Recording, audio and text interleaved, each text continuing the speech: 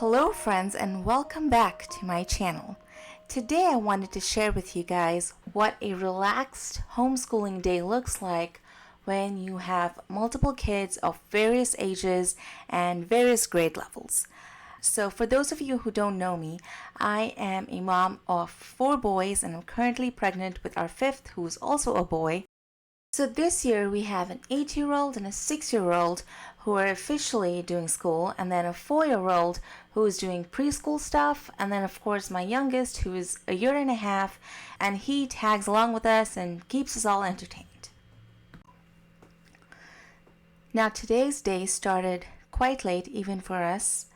We start late, but today was really late, and at 10 o'clock I am still drinking my coffee and just trying to get into the right headspace for school. It was a little bit difficult, and I'm just trying to keep it as realistic as possible for you guys. It was a little bit difficult to get all the kids settled in, and typically I find that if I can just get one kid to sit down and do a quiet activity, then the other kids follow suit. And so finally at 11:30 I got all of them into our little school room, each doing their own activity, and this is how we started our warm-up time for the day, which is something that we do to sort of set the tone for the rest of the day and get us into the right mood.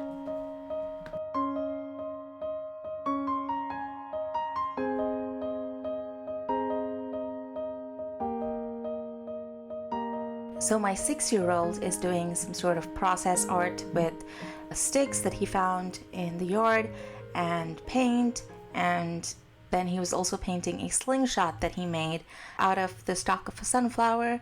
So that kept him really busy, and he came up with this entire idea by himself. So I was really proud of that.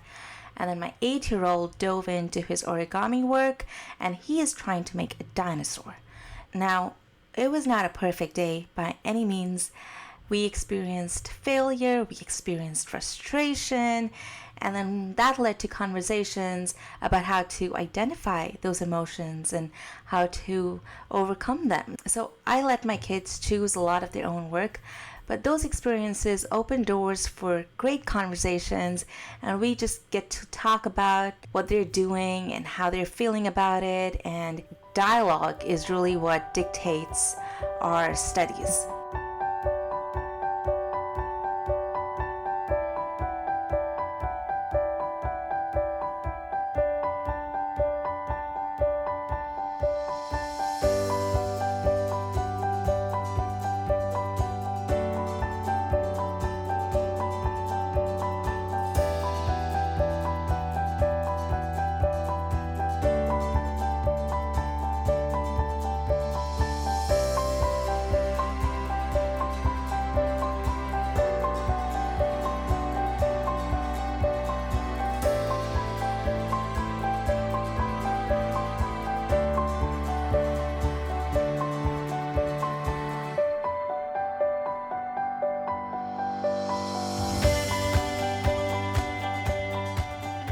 Okay, so after art, my oldest decided to work on his Rubik's Cube, and he's trying to get at least 2 sides with all the colors. So he's doing white and red.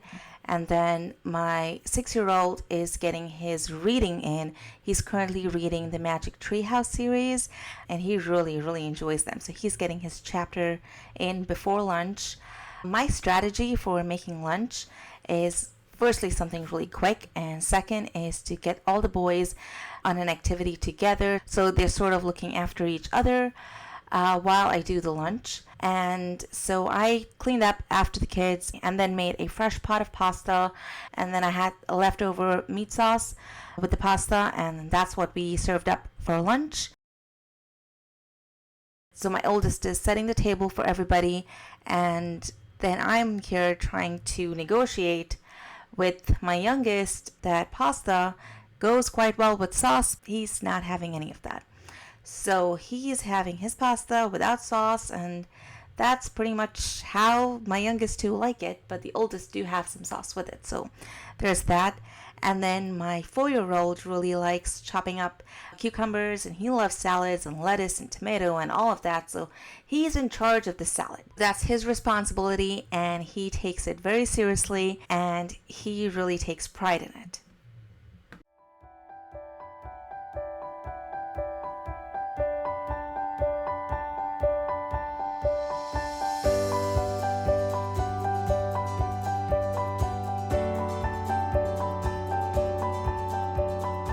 So it's 2 o'clock, and this is when we begin what I would consider our formal part of school. And I start off with a reading from the Book of Virtues, and I select a quote to write down on our chalkboard.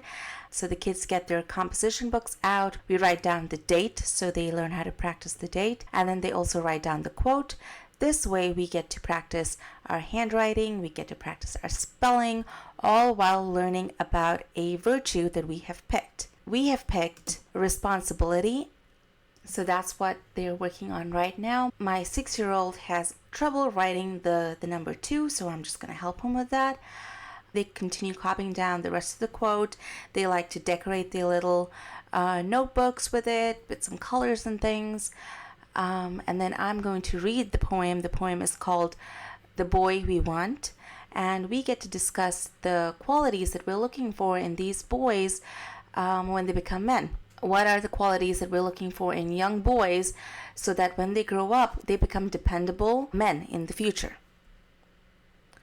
Now, my 4-year-old really enjoys handwriting. He practices his handwriting a lot, and this is what he likes to do. He grabs a pencil, a notebook, and then just scribbles out whatever letters comes to his mind, and he keeps on going with that. So that's what his handwriting looks like at 4 years old. Next, after our copywork, we move on to getting our laptops out. My kids like to practice their coding on Scratch, and it's a great program if you're trying to get your kids learning about coding concepts. So they're creating this animated movie, so they're learning other things too, like storytelling and animation, but also coding principles. After coding, they move on to math. Both my kids do math on Khan Academy. One's on 2nd grade level and the other one is on 4th grade level. So my 8-year-old likes to help my 6-year-old with his math if he ever needs it. And I think it's really endearing, and it helps cement the concepts for my oldest as well, so it kind of works out together. And then he does his math, and by this point we're all kind of schooled out. We're exhausted from our day, so they wrap that up. Now I'm just going to show you the Book of Virtues that I really like. We've done self-discipline in the past, compassion, courage, and this school year we're doing responsibility. But this book has poems for all ages, and it has stories from different books. So we really enjoy it. Any single time that I pull this book out, they are ready to sit down and pay attention. We also memorize some of these poems, so that helps in our memory work. But there's the poem, The Boy We Want. And like I said, in our discussion, we identified there's 7 traits that we need, like being truthful and honest and kind and good. And then this is what the work of my 6-year-old looks like in his notebook, and this is the work of my 8-year-old, if you are curious to see that. There's a long ways to go when they're handwriting, but we're getting there slowly but surely. And that's it for school. So this is my go-to recipe for whenever it is dinner time and I don't have dinner made. I take about a 1/4 cup of whatever chili sauce I have on hand. Today I have chipotle. I take about 2 tablespoons of molasses, about 2 tablespoons of hot sauce, and I'm going to take a 1/4 cup of sugar, or you could just use brown sugar, and mix it all up. I'm going to get my Dutch oven nice and hot, and then I'm going to sear whatever meat I have on hand. This time it was chicken breast, so I seared that to get the juices in, and then I'm going to add about 4 to 5 tablespoons of butter. I'm going to add my sauce to the pot, and then about a 1/4 cup of water. I'm going to put my lid on and let the whole thing cook for about 10 to 12 minutes, or how much ever time it takes for the meat to cook.